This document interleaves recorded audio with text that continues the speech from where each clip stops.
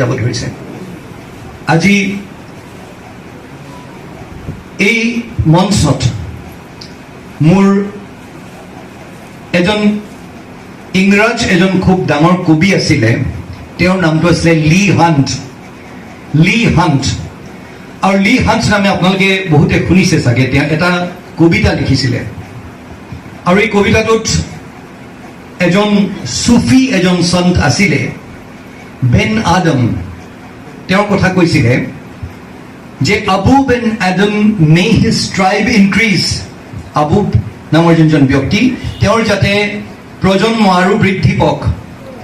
awoke one night from a deep dream of peace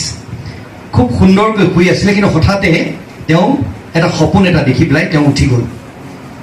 and saw within the moonlight in his room গোটেই তেওঁৰ ৰুমটো যোনটো আছিলে য'ত থাকিছিলে তাত এটা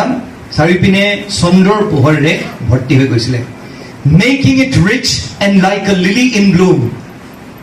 এটা লিলি ফুলৰ নিচিনা পদুম ফুল এপাহিৰ নিচিনা সুন্দৰকৈ ৰুমটো জাগ্ৰত হৈ গৈছিলে and making it rich and like a lily in bloom an angel writing in a book of gold এগৰাকী ফৰিস্তাই এখন সোণৰ কিতাপত কিবা এটা লিখি আছিলে তেতিয়া আবুৱে সুধিছিলে তেওঁক